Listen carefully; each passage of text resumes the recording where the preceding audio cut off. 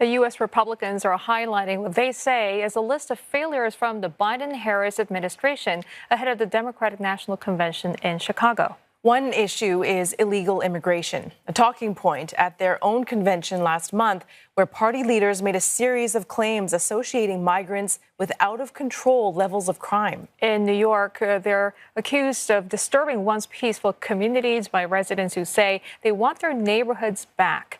Mitch McCann reports. When they came here, it's unlikely this is the life that they had imagined. America's newest migrants might be in the land of the free, but not everyone is rolling out the welcome mat.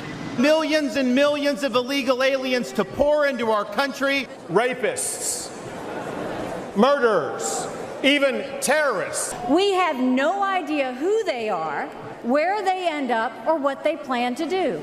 What many migrants are doing is living in shelters like these ones in Brooklyn, New York.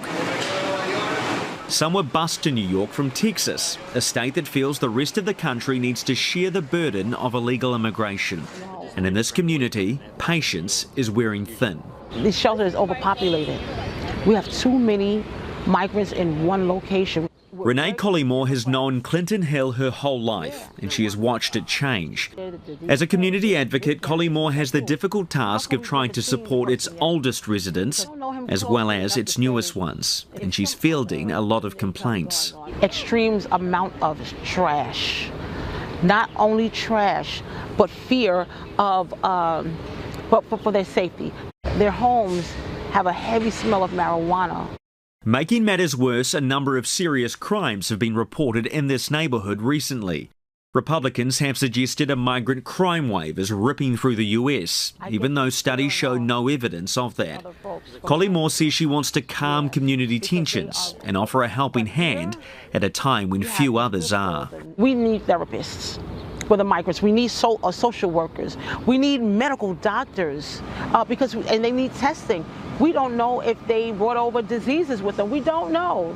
Throughout its history, New York has been a city synonymous with immigration, but the situation at America's southern border has put it under strain. It's not just New York, though. A number of US cities have been facing similar issues. And ahead of November's presidential election, polling shows that immigration is a top concern among voters. And the Republican Party is counting on it. Donald Trump has taken to calling Kamala Harris the Biden administration's border czar and is pledging drastic measures. The Republican platform promises to launch the largest deportation operation in the history of our country. It's that sort of language that Joel Berg from Hunger Free America finds disturbing. He's had enough of people labelling this a crisis and says many anti-immigration arguments are simply xenophobic. My analogy is if you're on a really crowded subway and you think no one else can fit their way on, and then someone else pushes their way on, and then at the next stop someone else pushes their way on, who's angriest? The person who pushed their way on at the previous stop. And we really have this attitude. The last legitimate immigrants were our people.